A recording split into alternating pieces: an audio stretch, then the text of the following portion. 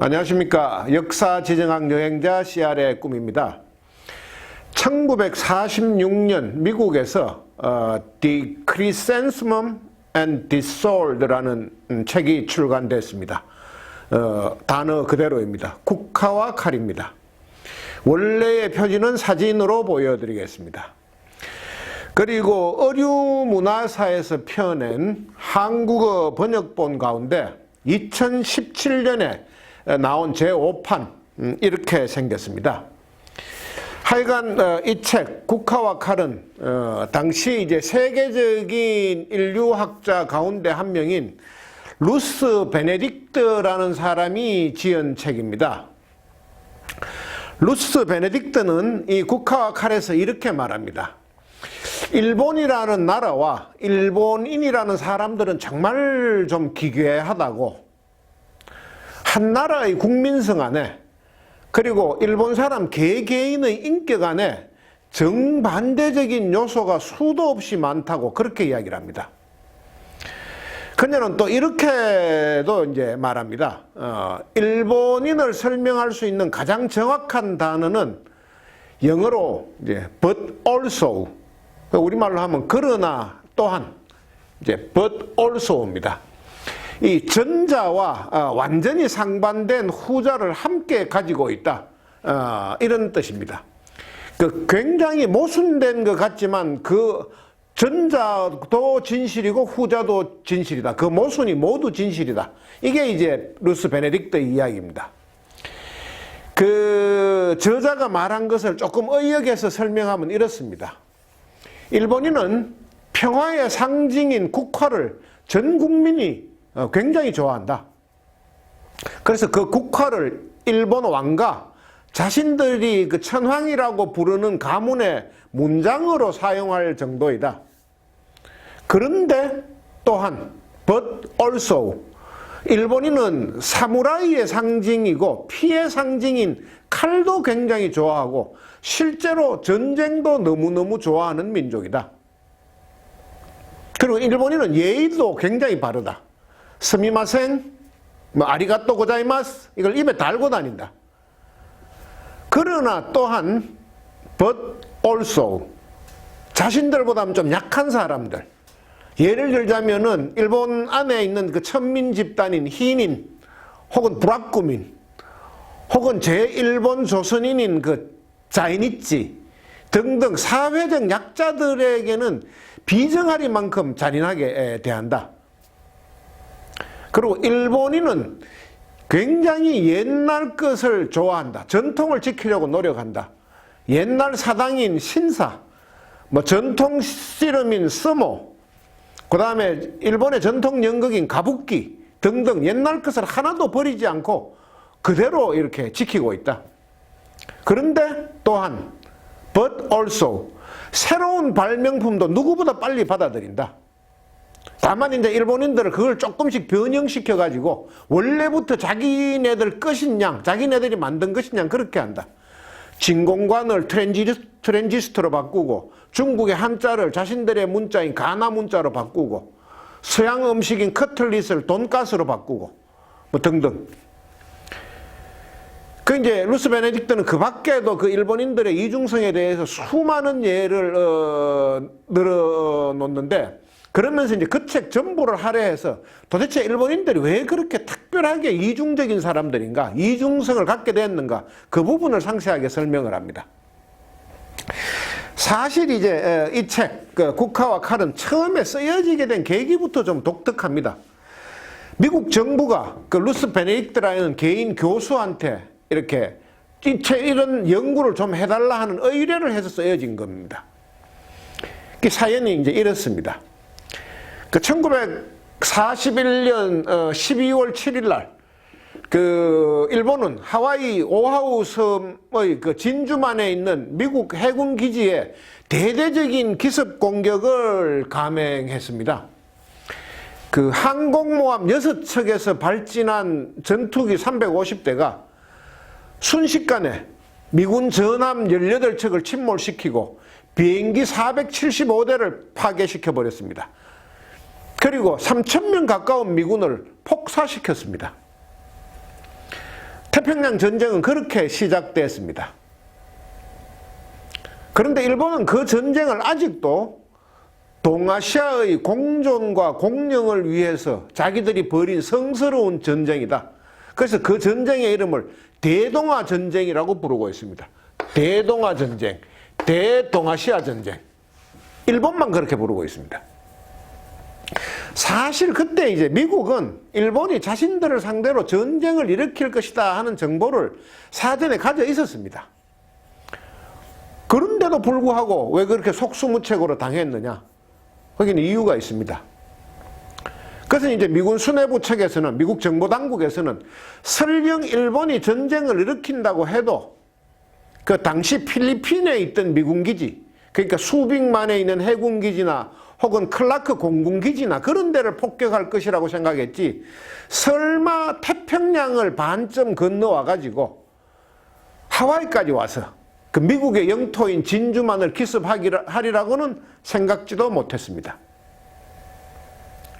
뭐 그렇게 생각하게 된 거는 정말 여러 가지 이유가 많은데, 사실 그때 일본은 이미 중국하고 몇 년째 전쟁 중이었습니다. 중일전쟁 1937년부터 시작됐죠. 또 바로 그때 그 1941년 직전에, 그때는 영국과 프랑스의 식민지였던 베트남, 그 다음에 버마, 지금의 미얀마죠, 그 등등이 있는 인도차이나 반도에서도 전쟁을 막 일으켰었습니다. 그런데 또 하와이까지 날아와서 미국을 상대로 전쟁을 벌인다? 전선을 또 확장한다? 그것은 상상조차 할 수 없는 일이었습니다. 거기다가 일본은 그 전쟁 수행의 가장 그 필수 전략 물자인, 기본 중에 기본 전략 물자인 석유조차 나지 않는 나라였습니다. 그래서 그때 이제 막상 일본이 진주만을 공격하자 미국의 정치인들 그리고 군 수뇌부들은 이런 반응을 보였습니다. 이것들이 완전히 미쳤구만. 미치지 않고서 어떻게 이런 짓을 할 수가 있지? 근데 전쟁이 시작되자 더 이상한 일이 벌어졌습니다. 일본군은 어떠한 전투에서도 항복을 하지 않는 거였습니다. 그 전까지 이제 미국이 경험했던 모든 전투는 이제 병력의 3분의 1 정도가 희생되면은 항복하는 것이 원칙이었습니다. 미국도 그렇고 상대국도 그렇습니다. 병력의 3분의 1 정도가 무너지면 그대로 항복하지 않으면 전멸이 되는 겁니다. 전멸. 근데 일본은 달라도 너무 달랐습니다. 그 미얀마, 당시에 이제 버마 인팔 전투죠. 그래서 하여간 그때는 일본군 병력의 90% 이상이 사망했습니다. 전투로 사망한 인원이 한 3만 명 정도. 근데 나머지 4만 명이 더 죽었는데 그건 보급품이 없어서 굶어 죽었습니다. 전투로 인한 사망자보다 굶어 죽는 병사가 더 많았습니다. 그래서 그 굶어 죽은 병사들의 뼈로 도로를 만들어서 뭐 백골 가도를 만들었다 이런 이야기까지 있을 정도였습니다. 그런데 끝까지 항복하지 않았습니다. 그 사이판 전투에서는 더 했습니다. 사이판 전투. 거기에서는 군인은 물론이고 민간인조차 몽땅 덴노 헤이카 반자이 천황폐하 만세를 하면서 만세 절벽에서 뛰어내려서 자살해 버렸습니다. 그리고 그 스리바치산 정상에 그 성조기를, 여러 명의 해병대원들의 성조기를 개항하는 장면으로 유명한 전투, 그건 미국이 이제 일본 본토의 턱 밑에까지 다가갔던 전투, 오키나와 주제도 제일 밑이죠. 그래서 이오지마 전투에서, 그 유황도 전투에서는 또 그런 상황이 반복됐습니다. 2만 명의 병력이 싸그리 몽땅 다 죽었는데 일본은 항복하지 않았습니다. 그래서 그 이오지마 전투의 결과에 대해서 일본 연합참모본부는 충성스러운 폐하의 군대가 전원 옥쇄했다 이렇게 발표했습니다. 옥쇄. 옥처럼 부서졌다는 뜻입니다. 옥새, 옥구슬처럼 아름답게 부서졌다. 뭐 황당합니다. 자국 군인 전원이 몰살했는데 이따위 성명이나 내놔놓고. 어쨌든 이제 그런 일이 계속 반복이 되면서 미군 수뇌부의 고민은 점점 깊어졌습니다. 우리가 지금 사람하고 싸우고 있는 것인가, 귀신들과 싸우고 있는 것인가. 그게 이제 미군의 고민이었습니다.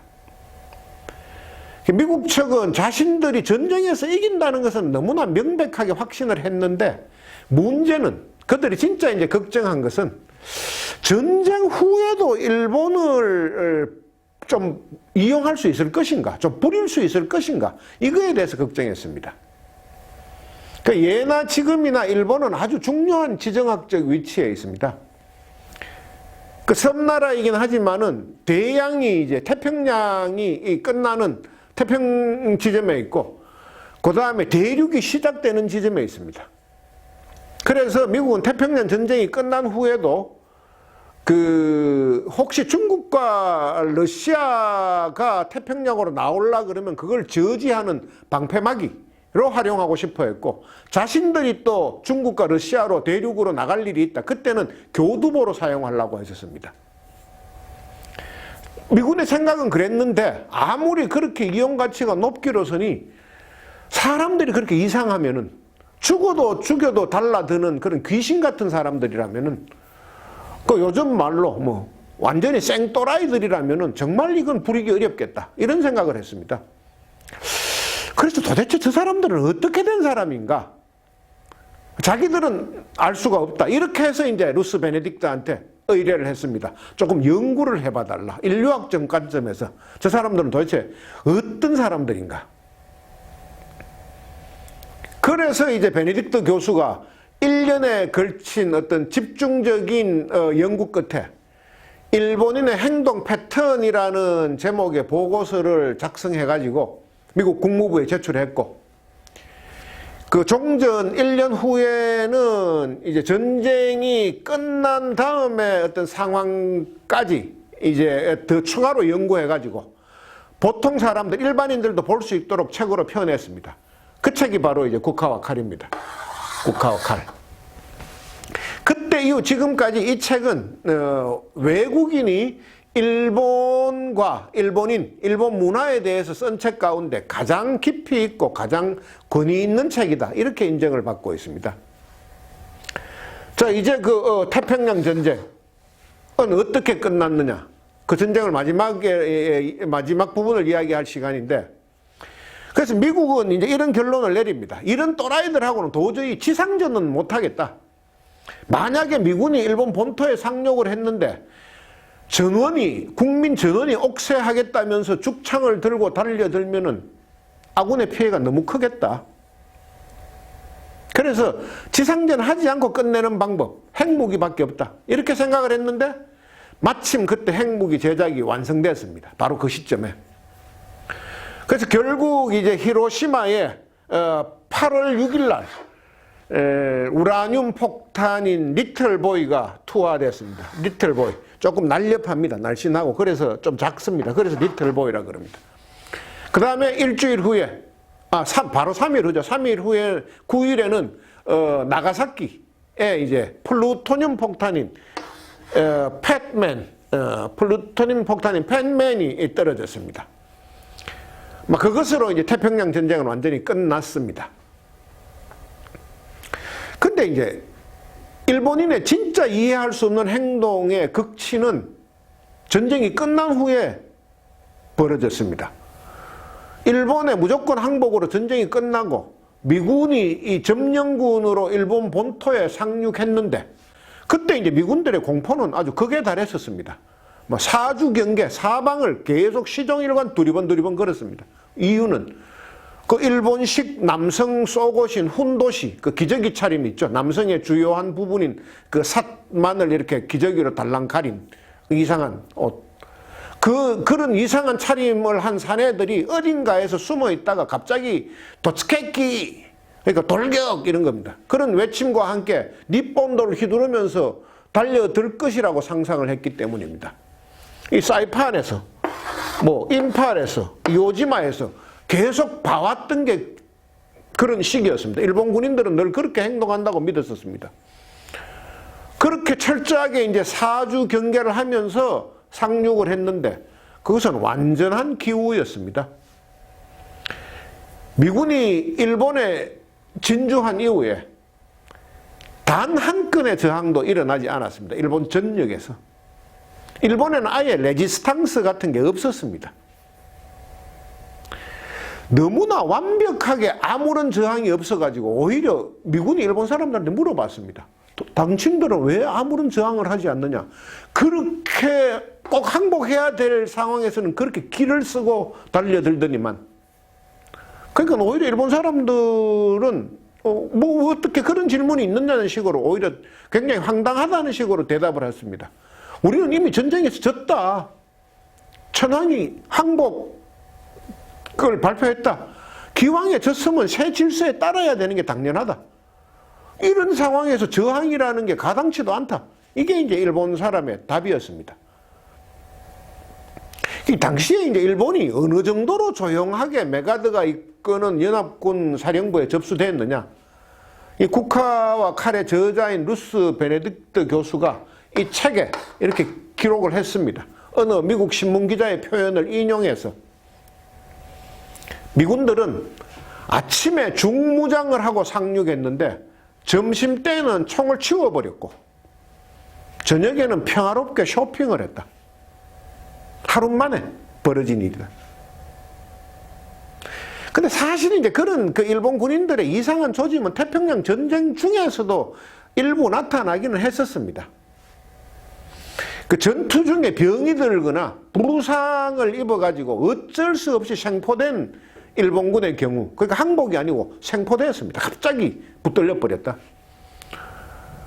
그런 사람들은 붙잡히자마자 이제 1급 기밀을 술술 미군한테 털어놨습니다. 기왕에 잡혔으니까 모범적인 포로가 되겠다, 막 그런 시기였습니다. 미군 비행기를 타고 일본군 기지를 선회하면서 저기가 경납고 저기가 유류 저장 탱크 뭐 이러면서 너무도 순순히 비밀을 털어 놓았었습니다. 그때 미군들은 참 이상하다고 생각을 했었습니다.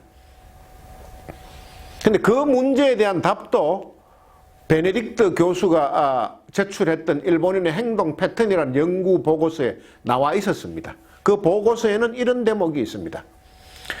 일본 사람들은 지나간 일에는 미련을 갖지 않고 깨끗이 포기한다.